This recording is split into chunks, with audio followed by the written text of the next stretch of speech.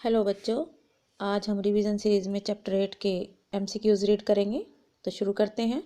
पहला क्वेश्चन है, डैश गतिविधि में दो अंगों के बीच अथवा जोड़ों पर कोण कम होता है। एक्सटेंशन, फ्लेक्शन, एबडक्शन और एडक्शन। तो राइट आंसर आपका हो जाएगा फ्लेक्शन। नेक्स्ट क्वेश्चन है, डैश गतिविधि में दो अंगों के बीच अथवा जोड़ों पर कोण बढ़ता है। चार ऑप्शन दिए हुए हैं, वही एक्सटेंशन, फ्लेक्शन, एबडक्शन और एडक्शन, जिसमें से राइट आंसर आपका हो जाएगा एक्सटेंशन। नेक्स्ट क्वेश्चन है, डैश गतिविधि में शरीर का कोई अंग शरीर के मध्य से गुजरने वाली काल्पनिक रेखा से दूर ले जाया जाता है।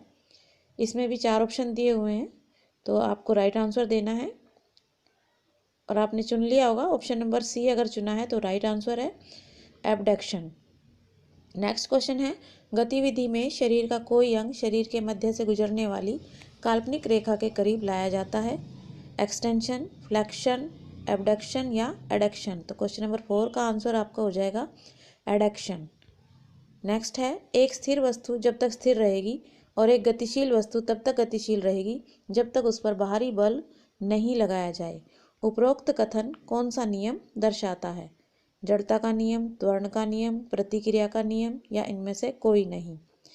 तो आपका राइट आंसर हो जाएगा जड़ता का नियम, जो कि न्यूटन का पहला लॉ है। नेक्स्ट क्वेश्चन है, किसी वस्तु में उत्पन्न गति उस पर लगाए गए बल के समानुपाती होती है। यह कथन कौन सा नियम दर्शाता है? इसमें भी चार ऑप्शन दिए हुए हैं, वही जो पांचवें क्वेश्चन में दिए हुए थे। तो छठे का राइट आंसर हो जाएगा त्वरण का नियम, जो कि न्यूटन का सेकेंड लॉ है। नेक्स्ट क्वेश्चन है, प्रत्येक क्रिया की बराबर तथा विपरीत प्रतिक्रिया होती है। यह कथन कौन सा नियम दर्शाता है? सेवंथ क्वेश्चन का आंसर हो जाएगा सी, प्रतिक्रिया का नियम। नेक्स्ट है, दो वस्तुओं की सतह के एक दूसरे के संपर्क में आने पर उत्पन्न बल को डैश कहते हैं। तो इसमें आपको ऑप्शन दिए हुए आकर्षण, घर्षण, प्रतिक्रिया और त्वरण, जिसमें से राइट आंसर हो जाएगा घर्षण।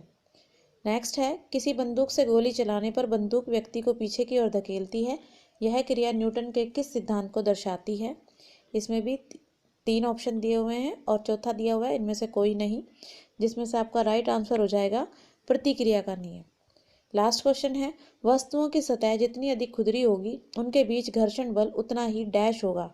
अधिक, कम, बराबर या कोई परिवर्तन नहीं। तो इसका राइट आंसर हो जाएगा अधिक। सीरीज में हम चैप्टर 9 के एमसीक्यूज रीड करेंगे। क्वेश्चन नंबर 1 है, निम्न में से किसकी शारीरिक आकृति नाशपाती की तरह होती है? एंडोमार्फ, मेसोमार्फ, एक्टोमार्फ या इनमें से कोई नहीं। तो आपका राइट आंसर हो जाएगा एंडोमार्फ। नेक्स्ट क्वेश्चन है, निम्न में से किसका शारीरिक आकार गठीला होता है? यहाँ पर भी ऑप्शन दिए हुए हैं वही, तो सेकंड का आपका राइट आंसर हो जाएगा मेसोमार्फ। नेक्स्ट क्वेश्चन है, निम्न में से किस श्रेणी के लोगों का शारीरिक आकार दुबला पतला होता है? तो थर्ड क्वेश्चन का आंसर आपका हो जाएगा सी, एक्टोमार्फ। निम्न में से किस प्रकार की शारीरिक आकृति के लोग जिम्नास्टिक जैसे खेलों के लिए अधिक उपयुक्त होते हैं? तो इसमें से ऑप्शन आपका सी, एक्टोमार्फ, राइट हो जाएगा। नेक्स्ट क्वेश्चन है, निम्न में से किस प्रकार की शारीरिक आकृति के लोग साहसपूर्ण क्रियाओं में अधिक रुचि रखते हैं? तो क्वेश्चन नंबर 5 का बी हो जाएगा मेसोमार्फ। क्वेश्चन नंबर 6 है, निम्न में से किस प्रकार की शारीरिक आकृति के लोग भारोत्तोलन जैसी क्रियाओं के लिए अधिक उपयुक्त होते हैं? तो इसका राइट आंसर हो जाएगा एंडोमार्फ। नेक्स्ट क्वेश्चन है, निम्न में से किस प्रकार के व्यक्तित्व के लोग कार्य में अत्यधिक रुचि लेते हैं तथा बहुत स्पर्धाशील होते हैं? तो क्वेश्चन नंबर 7 का भी ए ऑप्शन, ए प्रकार के व्यक्तित्व के लोग जो है आपका राइट आंसर हो जाएगा। और ए बी सी डी प्रकार जो है आपकी बुक में चैप्टर में दिए हुए हैं, वहाँ से आप रीड करेंगे और इस क्वेश्चन को अच्छे से समझेंगे। नेक्स्ट क्वेश्चन है, निम्न में से किस प्रकार के व्यक्तित्व के लोग शांत स्वभाव के तथा अधिक सहनशील होते हैं?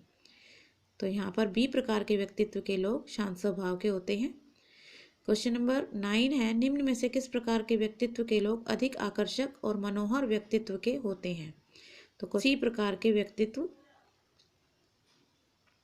के लोग आकर्षक और मनोहर व्यक्तित्व के होते हैं। नेक्स्ट क्वेश्चन है, निम्न में से किस प्रकार के व्यक्तित्व के लोग अधिक सहनशील और दूसरों के साथ अपनी भावनाओं को साझा नहीं करते? तो क्वेश्चन नंबर 10 का आंसर हो जाएगा ऑप्शन नंबर डी प्रकार के व्यक्तित्व के लोग। क्वेश्चन नंबर 11 है, निम्न में से किस प्रकार के व्यक्तित्व के लोग अकेले रहना पसंद करते हैं? अंतर्मुखी, बहिर्मुखी, उभयमुखी या इनमें से कोई नहीं? तो आपका आंसर हो जाएगा अंतर्मुखी। ये लोग अकेला रहना पसंद करते हैं। नेक्स्ट क्वेश्चन है, निम्न में से किस प्रकार के व्यक्तित्व के लोग सामाजिक रूप से अधिक सक्रिय रहते हैं? यहाँ पर भी 4 ऑप्शन वही दिए हुए हैं, जिसमें से आपका राइट आंसर हो जाएगा बहिर्मुखी। बहिर्मुखी व्यक्तित्व के लोग सामाजिक रूप से अधिक सक्रिय रहते हैं। नेक्स्ट क्वेश्चन है, जब किसी कार्य को करने की प्रेरणा व्यक्ति के अंदर से जागृत हो तो उसे निम्न में से कौन सा अभिप्रेरण कहते हैं? बाहरी अभिप्रेरण, आंतरिक अभिप्रेरण, सहायक अभिप्रेरण या प्रतिस्पर्धा अभिप्रेरण? तो इसका राइट आंसर हो जाएगा आंतरिक अभिप्रेरण। पहला क्वेश्चन है, किसी कार्य की तैयारी की दीर्घकालीन प्रक्रिया को डैश कहते हैं? अभिप्रेरण, प्रशिक्षण, मापन और मूल्यांकन। तो इसका राइट आंसर आपका हो जाएगा बी प्रशिक्षण। नेक्स्ट क्वेश्चन है, किसी प्रतिरोध का सामना करने की मांसपेशीय योग्यता को डैश कहते हैं? सहन क्षमता, शक्ति, लचक या गति? तो आपका राइट आंसर हो जाएगा शक्ति। नेक्स्ट क्वेश्चन है, आइसोमेट्रिक व्यायाम शारीरिक पुष्टता के निम्न में से किस घटक को विकसित करने की विधि है? 4 ऑप्शन दिए हुए हैं, गति, लचक, सहन क्षमता और शक्ति। तो जिसका राइट आंसर आपका हो जाएगा शक्ति। नेक्स्ट क्वेश्चन है, शक्ति के विकास के लिए किए जाने वाले निम्न में से किस व्यायाम विधि में गतिविधियां प्रत्यक्ष दिखाई देती हैं? तो यहाँ पर दिए हुए हैं आइसोमेट्रिक व्यायाम, आइसोकाइनेटिक व्यायाम, आइसोटोनिक व्यायाम या इनमें उपरोक्त में से सभी में? तो क्वेश्चन नंबर 4 का ऑप्शन नंबर सी राइट हो जाएगा, आइसोटोनिक व्यायाम। नेक्स्ट क्वेश्चन है, शक्ति के विकास के लिए किए जाने वाले विभिन्न व्यायामों में से किस प्रकार के व्यायाम में शक्ति किसी विशेष कोण पर लगाई जाती है? तो यहाँ पर भी आपको वही ऑप्शन दिए हुए हैं। तो क्वेश्चन नंबर 5 में ऑप्शन नंबर बी आपका राइट हो जाएगा, आइसोकाइनेटिक व्यायाम। नेक्स्ट क्वेश्चन है, निरंतर प्रशिक्षण विधि शारीरिक पुष्टता के किस घटक के विकास के लिए अपनाई जाती है?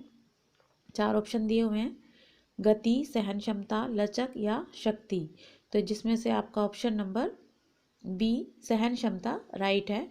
नेक्स्ट क्वेश्चन है, अंतराल प्रशिक्षण विधि शारीरिक पुष्टता के किस घटक के विकास के लिए अपनाई जाती है?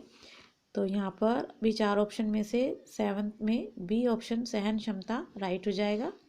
नेक्स्ट क्वेश्चन है, निरंतर तथा अंतराल प्रशिक्षण विधि के अतिरिक्त निम्न में से कौन सी विधि सहन क्षमता के विकास के लिए अपनाई जाती है? सर्किट ट्रेनिंग, आइसोमेट्रिक व्यायाम, फोर्ट लेग प्रशिक्षण विधि या पेस दौड़?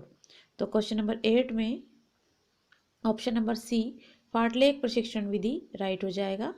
नेक्स्ट है, त्वरण दौड़ शारीरिक पुष्टि के किस घटक के विकास के लिए अपनाई जाती है? लचक, शक्ति, सहन क्षमता या गति? तो क्वेश्चन नंबर 9 में डी ऑप्शन राइट हो जाएगा, गति।